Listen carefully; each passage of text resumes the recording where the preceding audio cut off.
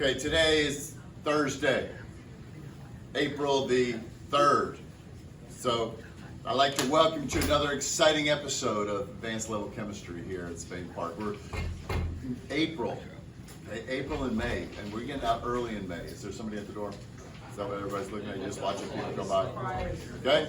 All right, so today we're going to be talking about gas laws. Now we're going to start in on the worksheet that we were ending the day on yesterday. And hopefully maybe you got some revelation as the day went on. Maybe you got some revelation at night as you just were. I know you were pondering this, you know, just kind of, oh, I know I remember how to do this, okay? But maybe you do. Let's look at it and see what we remember. It is called a heating curve. This is everything that we did back in at the end of chapter 2 of heat versus temperature. So those of you that happen to have found your notes, those of you that,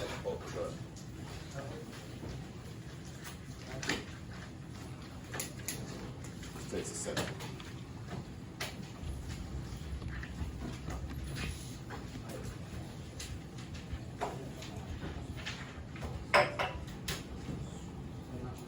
All right, so when we're looking at this, who remembers? And it's point 1. What state, what phase are we in? Solid. Solid. Okay, I heard a nice chorus on that one. Okay. So what's happening to the temperature right there? It's going up. What measures the temperature? The temperature is a measure of what? Kinetic energy. Average kinetic energy. And kinetic energy is energy of Movement. Movement. I said movement and motion because I was kind of getting those together. Okay?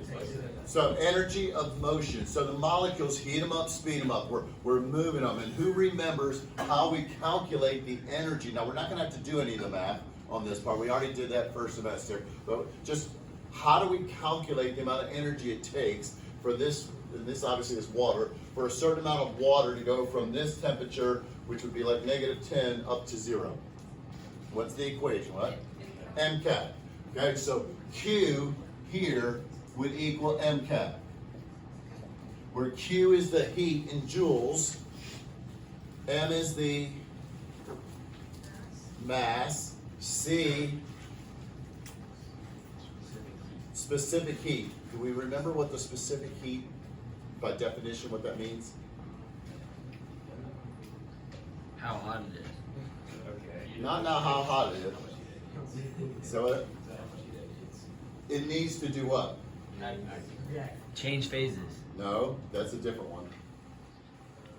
How much heat it needs to do what? Change 1 degree. How much? How much change 1 degree? 1 gram. The amount of energy it takes to raise 1 gram, 1 degree. Remember, it's the cost of a degree Celsius. Aluminum foil has a very low specific heat.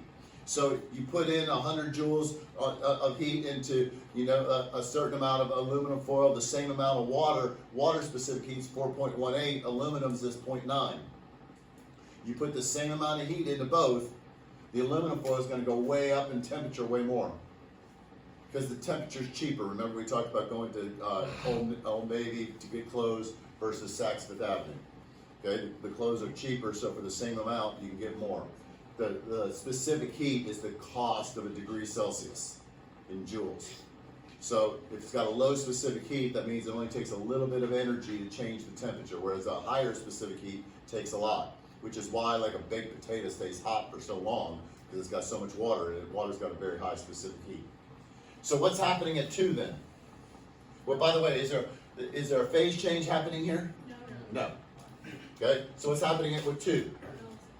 Melting if we're going this way. What do we call it coming back? Freezing. Right? Very complicated, high level terminology here. And what's happening to the temperature? Stays the same. Because it's absorbing what type of energy? Potential. Potential energy. Because in order for it to go from ice, which is a solid, to a liquid, what do we have to do?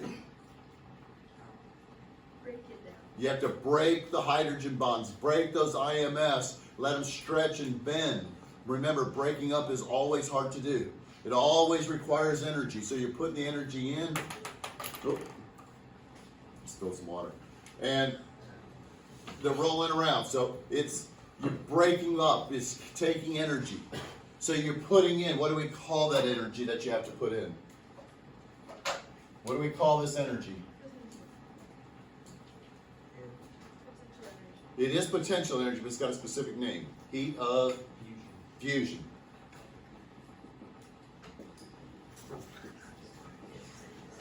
Okay? The heat of fusion. And for water, it's 334 joules per gram. Now that's only for water. Every substance got its own. But what does that mean?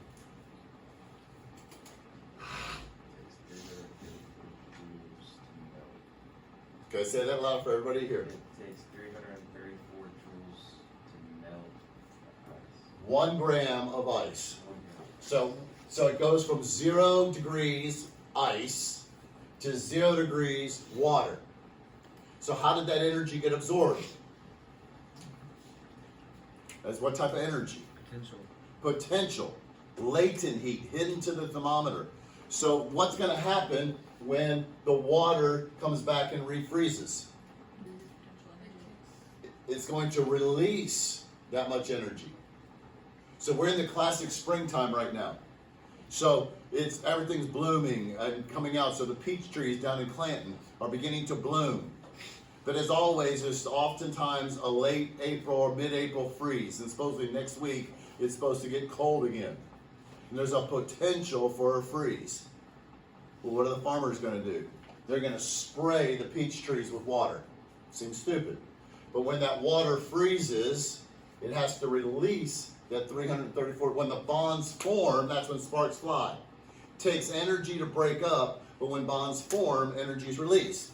The same amount of energy that went in and absorbed this potential energy is released when it freezes. Where's that energy going to go? Into the tree. To the surroundings, which happens to be the tree.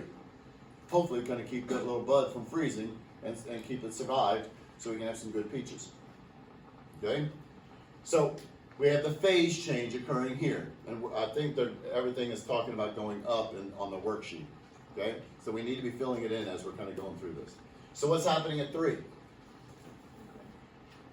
What state is it in? Liquid. Okay? Is the temperature changing? Yes. Yes. So what type of energy is being absorbed? Kinetic. Kinetic energy. Okay? And how would I calculate that? Well, by the way, what's the equation? What's the equation to calculate this heat before we go there? What's the equation on this one? Think about units. 334 joules per gram. How do I get to joules? If I have joules per gram, how do I get to joules? Multiply by gram. Multiply by grams. Joules per gram times grams is going to give you joules, right? So Q is equal to the mass, grams, times your heat of fusion.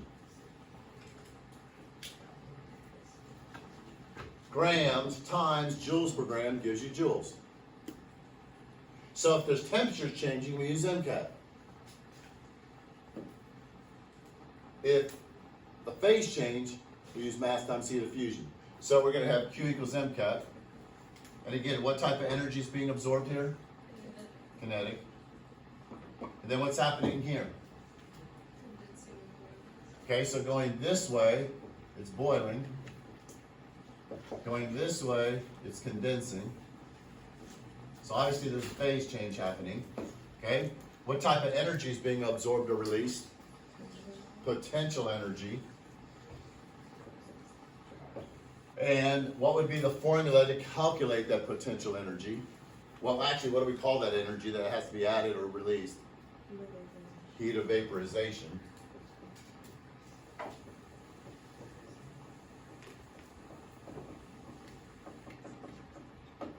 Okay? The heat of vaporization. And for water, That value is 2255 joules per gram. So again, we would have Q is equal to the mass times your heat of vaporization. Why do you think the heat of vaporization is so much bigger than the heat of fusion? What's the difference between making it go from ice to liquid to making it go to gas?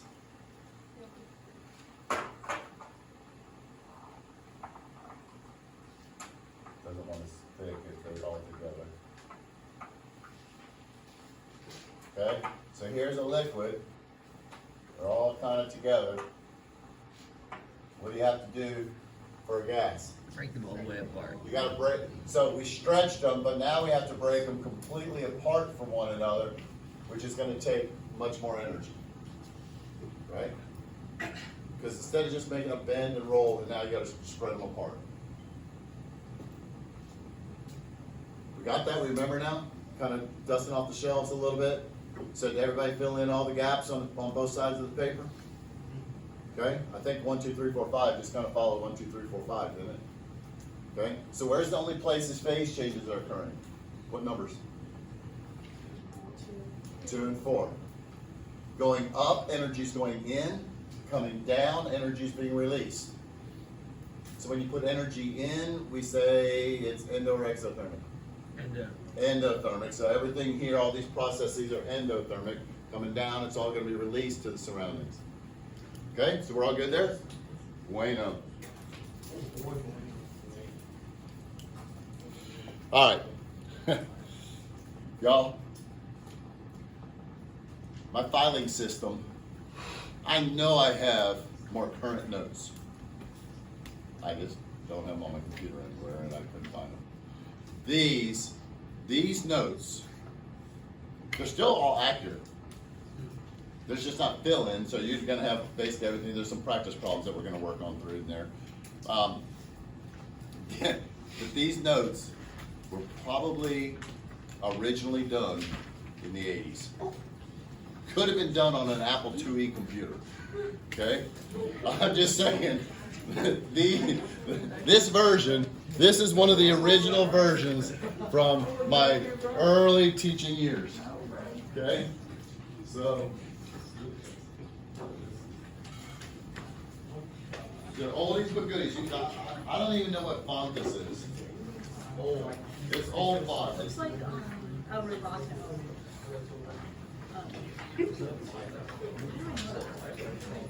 Could be a typewriter font. Yeah. No, that's all one package.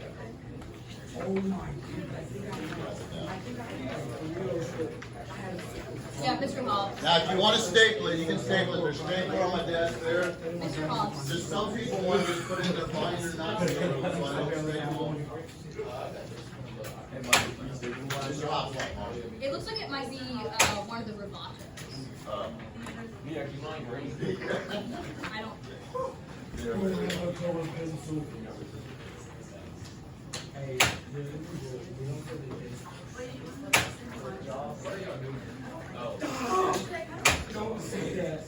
But obviously the font's probably a Well, it looks like it could be Roboto. well, it also could have been printed on a dot matrix printer, which had the stuff you had to peel off the sides and just, if you ever see an old movie. No. Okay. All right, y'all. I have a manual one over here. I know that it's on my desk. It's right there on the second layer of the stuff. Okay. Now look.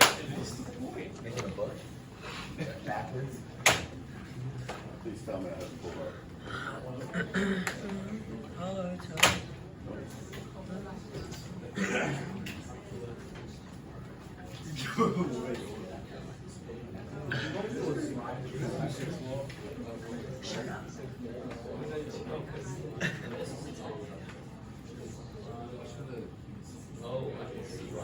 Oh, look, it's spinning. Take it. It's spinning. Okay. Now, so far, we have been talking about phases of matter. We looked at a phase diagram yesterday, solid, liquid to gas, how we can control those temperatures based on pressure and temperature. We can affect those. We're now transitioning into really what are some of the properties of just gases. We've looked at liquids on the front side and on that worksheet, and we're going to review a little bit of the worksheet that we just were looking at as far as what pressure is and some of those things. Okay, so this is a PowerPoint that I will make available to you. They don't go hand in hand with these notes, but they go pretty close. Okay, so we're going to just kind of look at that and kind of go from here. So we're going to look at these gas laws. So there are 4 things that we're going to need to know when we're measuring gases. 4 quantities. The first one is volume. So what does volume measure? The amount of space that are on the The amount of space. So when I'm looking at these balloons, okay, I want to know what is the volume, how much space is it occupying? Trying to find 2 that are about the same. Close? Those are pretty close. Okay? So, this is the volume of the gas. How much space is it taking up? Okay? We're going to measure that. That's going to be V. A lot of times we can measure milliliters or liters. Okay? The temperature. Now, in the temperature, when we measure temperature, and if you look kind of down on your notes on that first page, there's a little bit about temperature on there. But it measures the average kinetic energy. We know that. But what is the actual metric unit for temperature? Degrees. No. Degrees what? Kelvin. Kelvin, but it's not really Kelvin. You just say kelvins. So how do we go from Celsius to Kelvin? Add. Not minus. Add. It's degrees Celsius plus 273. Okay? You must know that conversion factor. Everything that we do in gases has to be in Kelvin, gentlemen. Everything that we do is in Kelvin. You cannot divide something by Celsius, 0 degrees Celsius. If any of y'all have Mr. Sandlin, he says that if you try to divide by 0, your calculator is just going to explode. Okay? Doesn't, but it's undefined. The whole idea of absolute 0 and the Kelvin temperature scale came about because of the study of gases and the relationships that we're about to look at. Now, pressure, temperature, and volume. You must be in Kelvin. We're going to talk, the unit of measure is going to be moles. We spent all year long talking about moles. We're going to continue to talk about moles. How many atoms are in a mole? 6.23 times 10 to the 23rd. Okay, very close. She said 6.23, but it's 6.023, or it's actually 0.22 times 10 to the 23rd. But that's a mole, but that's too many for us to count out, so we're going to talk about everything in terms of moles. Okay, and then pressure. Now, we spent a lot of time before spring break talking about pressure, but we're going to review that just a tad. Now, again, on this worksheet here, this 2-pager that we did before and started on Tuesday. The whole back side is all about pressure. We talked about this. So this is going to be a quick review. You don't need to take notes on it, but you just need to make sure you know that everything we're going to talk about with pressure in the next 2 minutes is already talked about and it's in your notes. Okay? So it's just going to be on the back of this.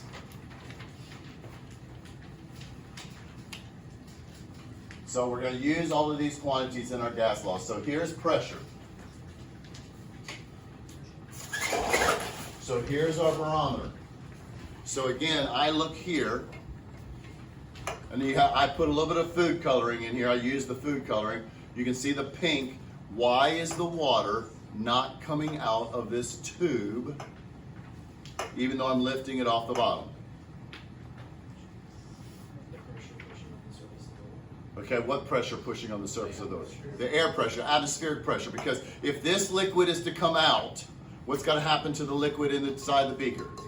It's going to go up. But the atmosphere is pushing down saying, no way, it's not going to happen. It's pushing down with more force than gravity and the weight of the water is trying to push down, make it go up. How tall of a column do you remember would it take to equal? I heard it. 33. 33 plus. It's a little bit more than 33 feet. So if I wanted to get a tube of water, it would have to be over 33 feet, probably like 34 feet tall, like from the distance, the window to the ground. And then I could fill it up with water, put my thumb over it, put it into a beaker of water. And then the water level would drop down to where it would equal what the weight of the atmosphere is pushing down. Now that is very, very bulky, awkward, not a good barometer. So what do they use instead? Mercury. Because mercury is 13.6 times heavier, and so it would be 29.92 right there, which turns out to be 760 millimeters of mercury. So when we measure pressure, we can measure it in terms of millimeters of mercury. Now, what's another name for a millimeter of mercury? Yeah, Evangelista Torricelli invented the barometer. So what do we call a millimeter of mercury? A torr. Okay, a torr. Now we can also use a manometer. That measures, so if I have the gas, this is kind of what we show here too. This gas comes up here and pushes down on this side, makes this side go up. And so this difference here is the amount of mercury, the column of mercury that the gas will support. It's its vapor pressure. So a manometer measures vapor pressure, a barometer measures atmospheric pressure. And that again is all on the backside in those notes. We've already kind of talked about that. But again, it's going to be in this PowerPoint that you can have access to for your studying purposes. Okay, so that just explains it. So here are our units of pressure. Again, we have all of that on the backside of that worksheet. The one thing that's not in here is the inches, but it's on your sheet. How many inches? I just said it. Anybody have it? Anybody looking at it? It's not in the notes. No. How many inches is 760 millimeters? 12.9 something. 29.92. 29.92. Okay? This is the actual metric unit. This is the one again that's on your car tires. This is the one that's on the pressure gauge as well as PSI. PSI is America, KPA is the rest of the world.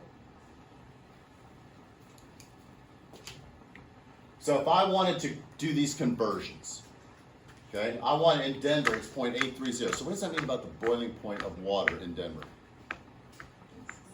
It's going to be lower. Remember, boiling occurs when vapor pressure equals atmospheric pressure.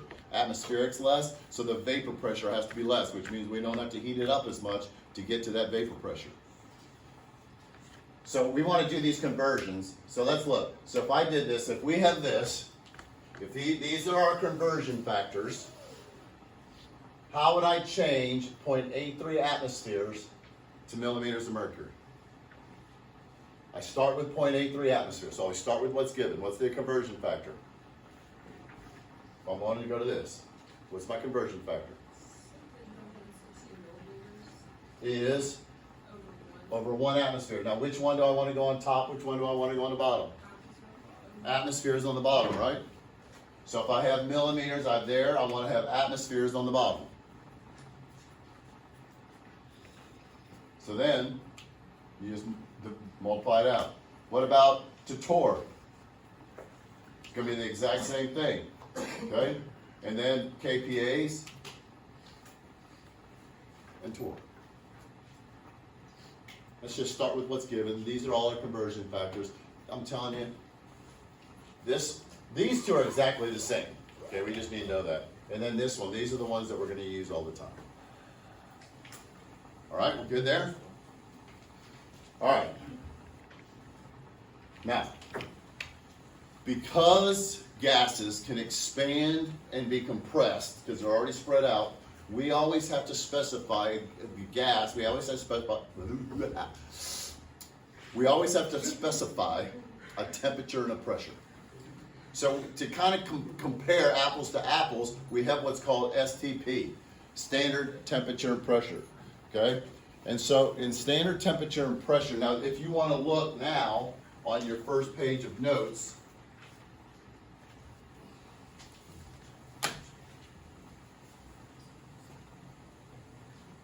okay? At this top part, A through D, you can just look over that. That's stuff you learned in 6th grade as far as the properties of a gas, okay? And we talked about that even at the beginning of the year. But we have these. So standard temperature and pressure. Standard temperature is 0 degrees. So if you ever see STP or standard temperature, that's automatically meaning 0 degrees Celsius, which is 273 K. Standard pressure is 1 atmosphere, which is going to be 760 millimeters, 760 torr, or the 101.3 kPAs. Okay, and you might even want to add in 101.3 kPAs right there in your notes, okay, because that's the actual metric unit. We don't use it much, but that's the metric unit. But I do want to just kind of point out this part right here. Amadeus Avogadro, as of Avogadro's number. The most, probably the important thing that he came up with is that if we have 2 balloons, let's say this is helium, this is oxygen in here. If they're the same volume, the same size, he figured out that they're going to have the same number of molecules. It doesn't matter what the gas is, equal volumes of gases contain the same number of molecules. There's so much space in between the molecules, the size of the molecule doesn't matter. You can fit the same number of molecules in the balloons no matter how big the molecule is. Equal volumes, so let's say 5 liters of oxygen, 5 liters of helium, you're going to have the exact same number of molecules in it. Now, he also found that if you take a mole, 602 sextillion molecules, that they're all going to occupy the same space. So 1 mole of helium, 1 mole of oxygen. At STP, they're going to occupy 22.4 liters. Now, this doesn't look like you could put 11 2-liter bottles of pop in here. But this is 22.4 liters. So if this was at STP, if we cool this down to 0 degrees Celsius, normal atmospheric pressure, we would know there's 1 mole of a gas inside this container. That's known as the molar volume. So what does that give us a conversion factor between? If we have 1 mole of any gas is 22.4 liters. Moles and liters. Moles of a gas and liters of the gas, but at what conditions only? 0 degrees. At STP, 0 degrees Celsius in 1 atm. And you change that, then you're going to change the volume they occupy. But at STP, 1 mole of any gas is 22.4. That's going to be very important. So you might want to put a star by that in your notes. All right? Now, in your notes, now, the kinetic molecular theory, we talked about that yesterday. So now we want to get into these gas laws. And this is where we can start having some fun.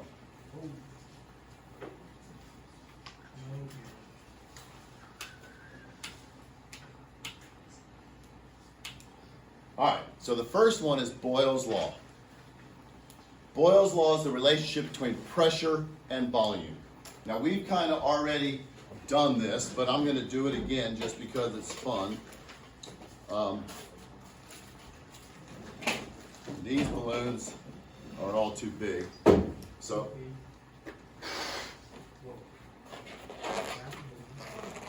just barely fill this one up.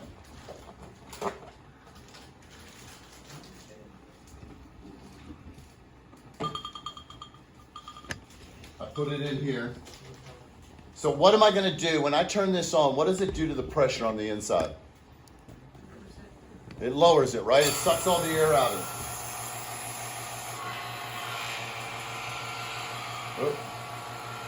So now as the pressure is decreasing on the inside,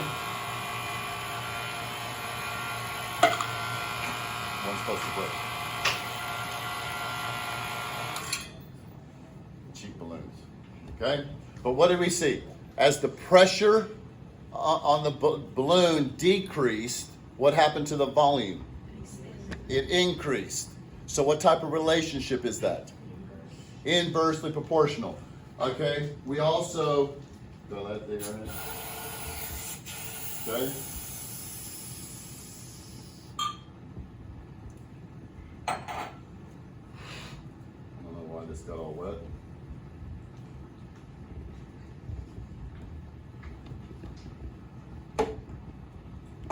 We demarsh the mallow.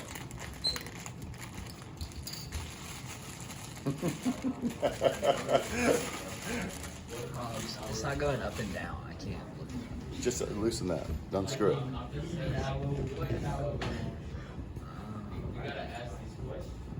Okay? So again, it's the air pressure in there. So now the volume of the little trapped air is increasing. Oh, but just like the balloon, it just popped. Now we're sucking the air out of it. We're demarshing it.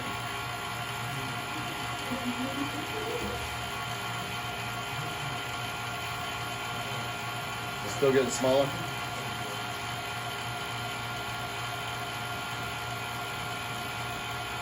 Is it still getting smaller? I can't tell. No? Okay, so we turn this off. We let the air back into it. So what's happening when the pressure is back increased? What happened to the volume? It decreased. Okay? And so now we have a marshmallow without as much stuff in it. Okay? You can, but we're not going to. We don't need science experiments. Okay? Now, the fun one, to learn, not to die.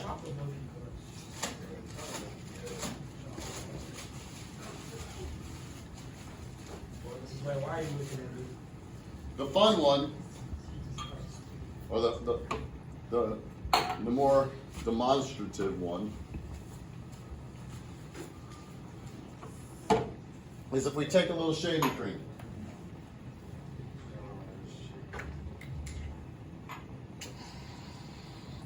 Okay, what makes a shaving cream creamy? Okay? So, we take the pressure off.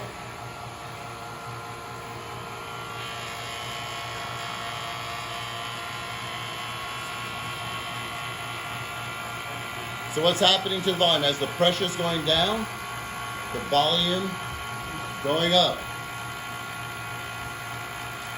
And up. And up. Okay?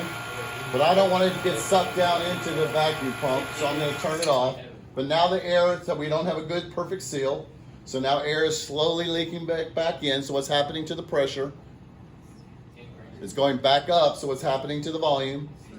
Decreasing. And then when we go to and speed it up, okay? We've basically sucked all the air out of the shaving cream, and now it's almost just like liquid. Okay? So the relationship between pressure and volume is what relationship? Direct or inverse? Inverse. Inversely proportional. Okay? Now in math, okay? Now listen, in math, how do you represent an inverse proportion with X and Y? In an equation with X and Y, how do you represent an inverse relationship? You're supposed to know this. X goes up, Y goes down, but they always equal a? Well, it could be. It could be a constant. So it's always going to equal a constant. Yeah, stop. Yeah, stop. So in math, it's X times Y is equal to some constant. Or you could say that Y is equal to K over X, is how you might see it. Okay? I kind of remember that now. Okay? So you learn things in math so you can apply it to a real situation. X and Y are just generic, but we're going to use pressure and volume. Okay? So the key is, though, if I have this in here, if I change this to some bigger X2, okay, what's going to happen to Y? If X is getting bigger, Y has to get smaller, okay? But it's still going to equal K. As much as this goes up, this is going to go down, but X times Y is still going to equal K. Now, because they equal the same, we can say that X1 times Y1 is going to equal X2 times Y2. Okay? So we learn that in math so we can apply it to a real situation of the relationship between pressure and volume. Okay? They're inversely proportional. So instead of saying X and Y, we're going to say pressure and volume. Okay? Fix. Focus. Okay? Pressure times volume is equal, so it's the exact same relationship that you learn in math. It's kind of like, you know, somebody's working on a car. You got to have a good company making the tools then that the mechanic can use to actually fix the car. Your math teacher is giving you the tools so then you can come in here and solve the problem. Okay? Math is the tool that we use to be able to solve the problem. P1 V1 is equal to P2 V2. It's an inverse proportional. As one goes up, the other goes down. Now, in your notes, you have practice problems, but we're not going to do them right now because I want to get through all these demonstrations today. Okay? But temperature and the amount of gas are held constant. In other words, it's a closed container, and the amount of gas in there is kept constant. It's an inverse proportional. That's just in a video you can go back and watch later. Okay, those are practice problems we'll do later. Okay, that's comprehension check we can do later. I'm not going to be here on Monday. You're going to get to do some of that. So now, the relationship between volume and temperature. Volume and temperature. Okay. I got all these balloons all over the place. They're kind of getting in the way.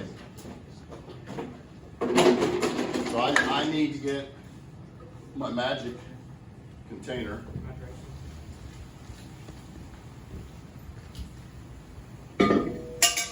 So I take my magic.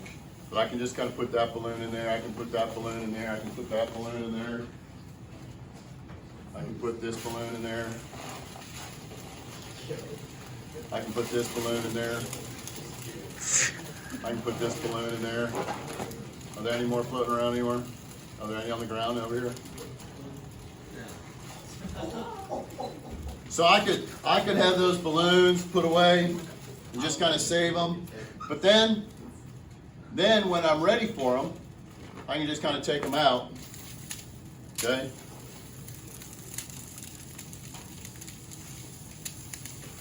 I have kind of dragon breath. Okay?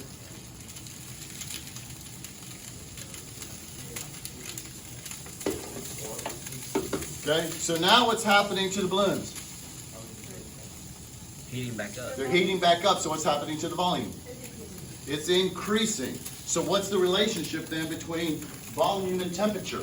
What happened to the volume as I cooled them down? It went down. Okay? I don't want this to be perfectly tight. Okay? What happened as the temperature got back up?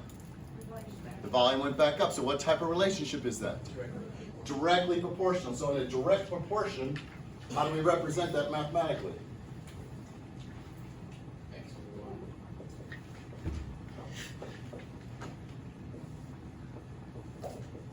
Okay? It's x over y is equal to k.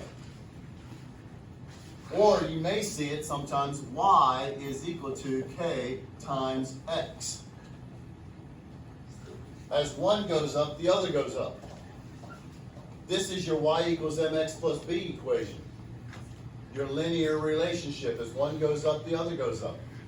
Well, we can again put that into volume and temperature terms. Instead of using x and y, we can use volume and temperature.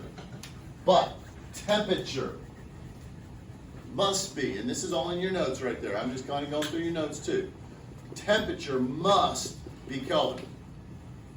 This is how the Kelvin temperature scale came to be. Temperature has to be Kelvin. Okay? Has to be. Now, because my liquid nitrogen isn't going to last very long, I want to do the demonstrations with them. And you guys all saw this, but some of y'all might have missed. Okay? I was going to have well, I'll do this one first. Okay? Remember, we have the bouncy ball, right?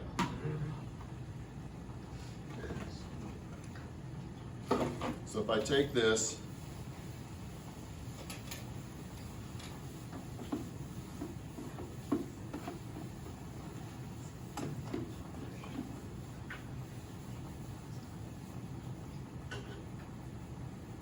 Okay, so I'm watching it bubble, and it's kind of like as the ball is super hot compared to the liquid nitrogen. Liquid nitrogen is a negative 196 degrees Celsius. It's very cold. Okay, so we're getting that ball. Anybody know what the study of super cold liquids, super cold things is called? Cryogenics. Okay, cryogenics, cryogeology. I don't know how you put the ology on it. Cryogenics. Okay. Was there anybody here, not here on the Friday before spring break? Yes. You were not here? You guys weren't here? Okay. I'm just letting it get super cold.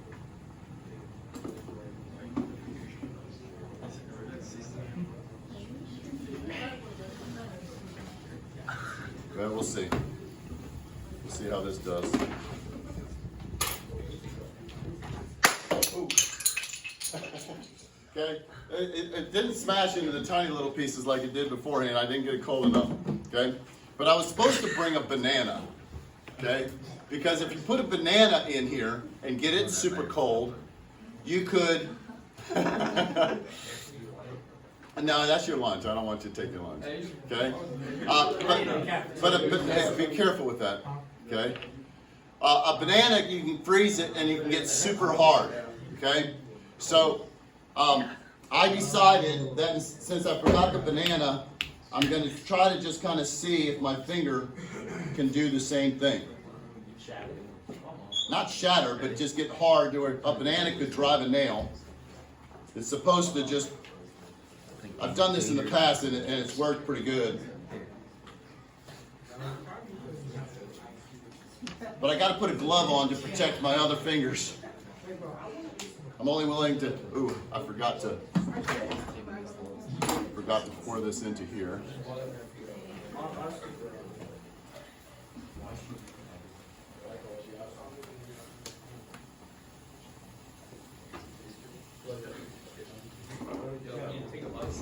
Okay. So, oh, let's get these all out of the way so you can see.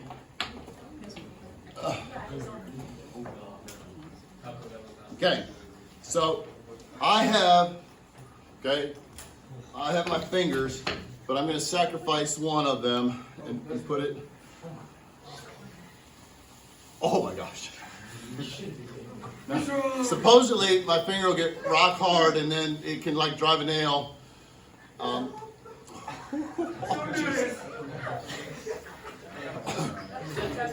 bringing a tear to my eye. What are we gonna do without you?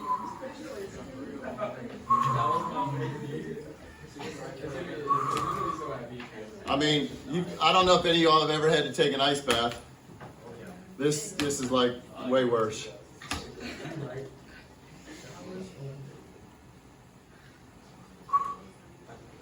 So now,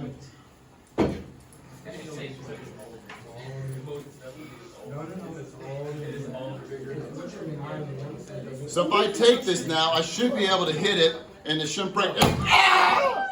But no. April Fool's a little late.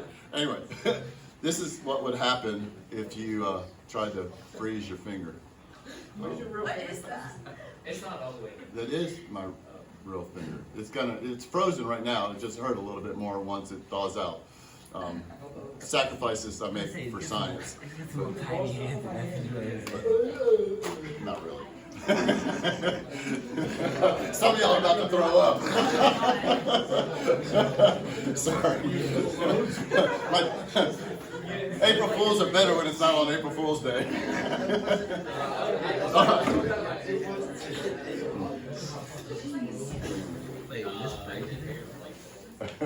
However, I will say that if you notice, I do have some cotton balls in between. This was one of those little stuff I don't know, it's a sausage type thing. It's the little sausages that you can make appetizers out of. I don't know what they're called. Yeah, like pigs in a blanket type thing. But the first time I ever did this, The first time I ever did it, I didn't have the cotton ball in there, and I actually did get frostbite on my knuckle. And so I have to be kind of careful with this because this is super cold. So I mean, my knuckle is still already pretty cold. But anyway, you don't want to put your hand into liquid nitrogen. Okay, it's not good. Ooh, I got finger guts all over up here. Okay, so the relationship, I needed to get that done today. All right, so the relationship between volume and temperature, okay? The relationship between volume and temperature is directly proportional. Now, it's super important. Temperature has to be in Kelvin, but it's a linear relationship. Now, tomorrow, I didn't get to it today, tomorrow we'll look at temperature and pressure. What do you think is the relationship, though, between temperature and pressure? If you're in like an aerosol can and you throw it into a fire, what happens to it? Blows up, because what happens to the pressure as the temperature increases? What happens to the pressure when the temperature increases? If you throw an aerosol can into a fire, why does it blow up? What about the pressure? Does it increase or decrease? It increases so much that the can can't hold it and it blows up. Okay? So there's an increase in pressure. So if the temperature goes up and the pressure goes up, what type of relationship is it? A direct proportion. So again, we can look, Charles' law, it's going to be a direct proportion again. Now tomorrow, I'll show you that. I'll show you how we're going to come up with the whole concept of absolute zero. And then we're going to do some of these practice problems. Monday, I'm not going to be here. I'm going to be doing a mock exam grading for AP Chemistry. But you're going to have a chance to do all your practice problems in class just on these. We'll do some tomorrow, but then you'll have more practice on Monday on doing the actual problems. All right? All right. Y'all have a wonderful day and go Jags. And we stop the video.